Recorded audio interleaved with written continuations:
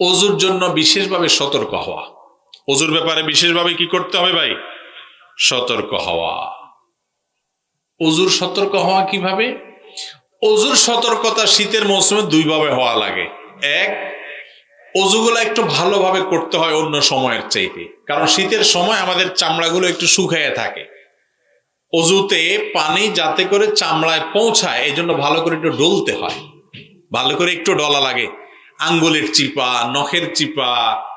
অনেকে দেখবেন শীতের মৌসুমে আপনার যখন ওযু করে ওযুখানা থেকে বের হয়ে আসলে কানের এখান দিয়ে শুকনা, এদিক দিয়ে শুকনা, কারণ কোন রকম ঠান্ডা পানি দিয়া দৌড়তে দৌড়তে চলে আসে। ঠিক না ভাই? ঠিক।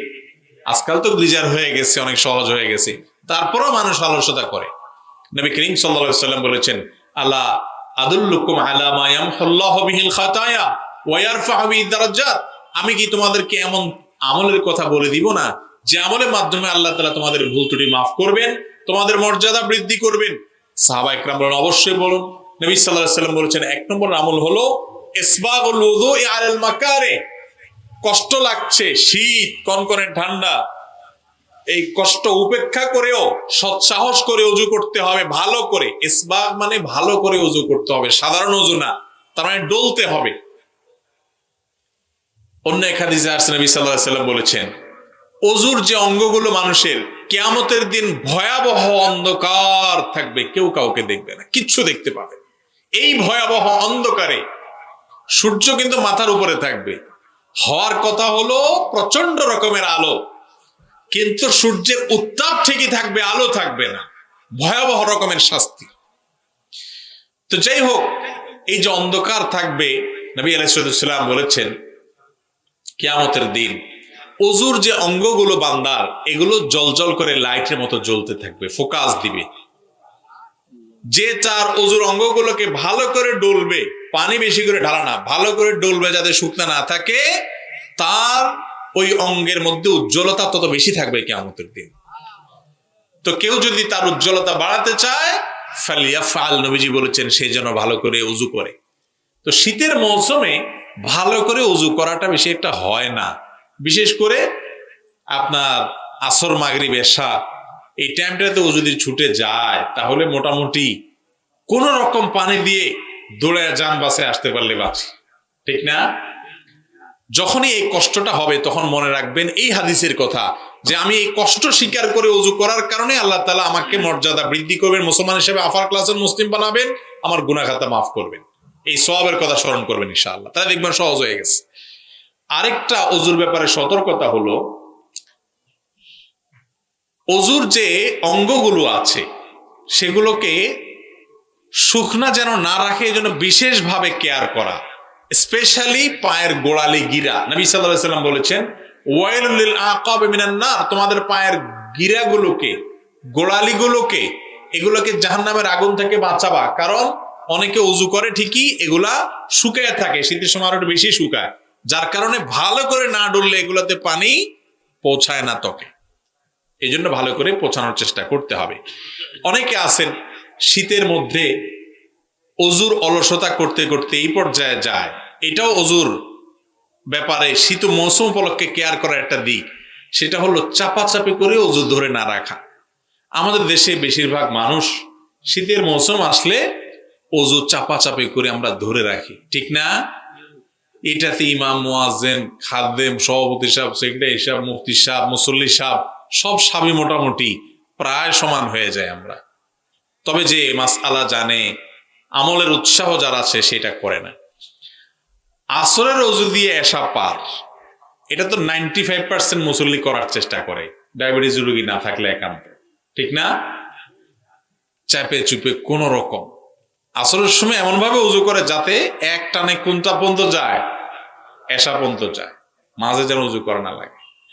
অনেকে এশার রাগ দিয়া ওযুর প্রেসার আছে, ওযু ছাড়ার প্রেসার আছে, বাথরুমের বেগ আছে, পেশাবের বেগ আছে, বায়ুর বেগ আছে, ওই অবস্থা ছাড়ে না, যে ছাড়লে আবার ওযু করা লাগবে, ঝামেলা।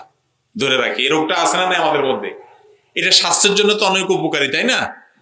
যত পেশাব আটকে রাখবেন, যত বায়ু আটকে রাখবেন, বাথরুম আটকে রাখবেন, তত স্বাস্থ্য ভালো হয়ে যাবে, তাই না? না ক্ষতি হবে? ক্ষতি হবে। তারপর আমরা এটা করি কেন?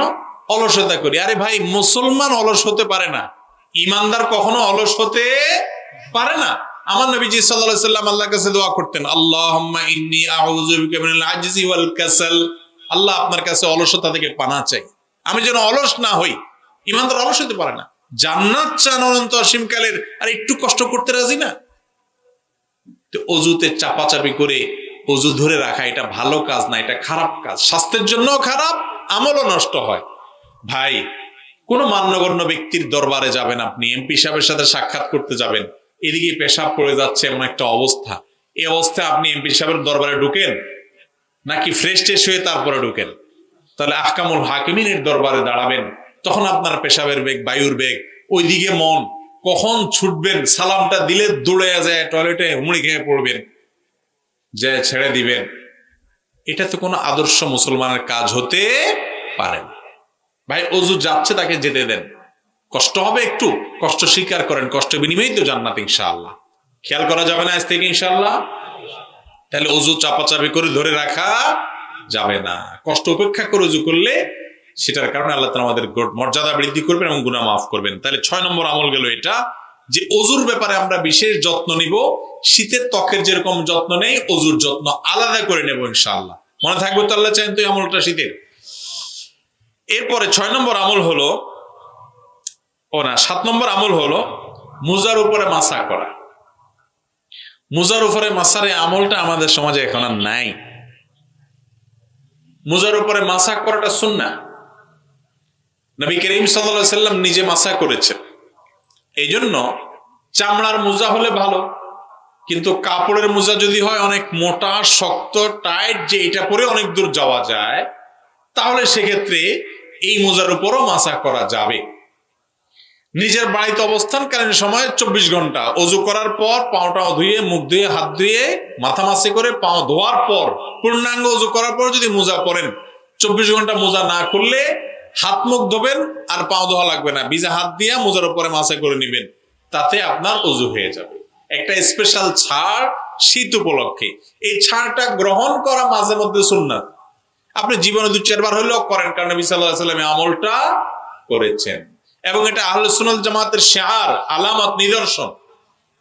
যারা আহলুস সুন্নাত জামাতের লোক না, বিশেষ করে শিয়ারা, তারা এটার বিরুদ্ধে চরম ভাবে। এই জন্য আহলুস সুন্নাত জামাতের শিয়ার হিসেবে আমলটা মাঝে মধ্যে করার চেষ্টা করা দরকার। বুঝাইতে পারছি ভাইরা?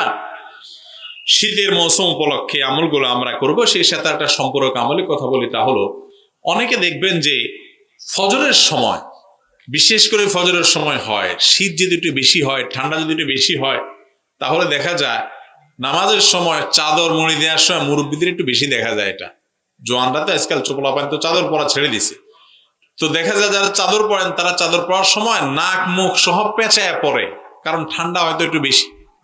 এটা দেখছেন না দেখেন নাই আপনারা? অথচ নবী করিম সাল্লাল্লাহু আলাইহি ওয়াসাল্লাম সালাতের মধ্যে, নামাজের মধ্যে সম্পূর্ণ মুখ ঢেকে সালাত আদায় করতে নিষেধ করেছে। এটা সালাতের সাথে যায় না। আমরা যে মাস্ক পরছি এতদিন ধরে, সেটাতে করোনার একটা ভয়াবহ প্যান্ডামিকের কারণে, একটা ভয়াবহ রোগ থেকে বাঁচার জন্য, অন্যের নিরাপত্তার জন্য। কিন্তু শীতেরটা তো আর এরকম না, এটা সামান্য একটু কষ্ট। এটার জন্য মুখমণ্ডল ঢেকে সম্পূর্ণ আপনার সালাত আদায় করা যাবে না, এটা মাকরুহ হবে। তাহলে শীত উপলক্ষে এই কথাগুলো আমরা খেয়াল রাখবো তো ইনশাআল্লাহ। এক নজর আবার বলে দিচ্ছি, শীত উপলক্ষে প্রথম কাজ হলো আল্লাহর এই নেয়ামত এবং আল্লাহর এই দান, এটা নিয়ে আমরা চিন্তা ভাবনা করব। বিশেষ করে শীতের যে তীব্রতা, গরমের যে তীব্রতা, এগুলো দেখার পর জাহান্নাম থেকে যে এটা এসেছে সেই কথা স্মরণ করে জাহান্নাম থেকে পানা চাইব। দ্বিতীয়ত হলো আল্লাহ যে নেয়ামত দিয়েছেন আমাকে, পোশাক আশাক করে আপনার শীত নিবারণ করার ব্যবস্থা দিয়েছেন, ইজ্জত নিবারণ করার ব্যবস্থা দিয়েছেন, এই জন্য শুকর আদায় করব। তৃতীয় আমল হলো শীতার্থ মানুষের পাশে দাঁড়াবো। চতুর্থ আমল হলো শীতের মৌসুম উপলক্ষে নফল রোজা রাখবো। 5 নম্বর আমল হলো শীতের মৌসুম উপলক্ষে রাত জেগে তাহাজ্জুদ পড়বো, বড় রাত সেই জন্য। আর 6 নম্বর আমল হলো শীতের এই মৌসুম উপলক্ষে চেষ্টা করব অজুতে 2 ভাবে সতর্ক থাকা। চাপাচাপি করে অজু ধরে রাখবো না, আর অজুর অঙ্গগুলো যেন ভালোভাবে ধোয়া হয় সেজন্য ভালো করে ডলে ডলে অজু করব। আর 6 নম্বর আমল হলো মোজার উপরে, 7 নম্বর আমল হলো দোনো পায়ের মোজার উপরে মাঝে জীবনে 1-2 বার হইলেও আমল করবো ইনশাআল্লাহ, মাসা করবো। ওলামাদের থেকে মাসার মাসলা জেনে নিব বিস্তারিত দরকার হলে। সম্পূরক আমল হলো শীতের মৌসুম উপলক্ষে কান মুখ ঢেকে থাকে এমন ভাবে চাদর বা মাফলার পরবো না, সালাতের সময় এগুলোকে খোলা রেখে তারপর সালাত আদায় করবো। মনে থাকবে তো ইনশাআল্লাহ? আল্লাহ তাআলা আমাদের সবাইকে আমলের তৌফিক দান করুন। জাযাকুমুল্লাহু খায়রা ওয়া আখিরু দাওয়ানা আলহামদুলিল্লাহি রাব্বিল আলামিন।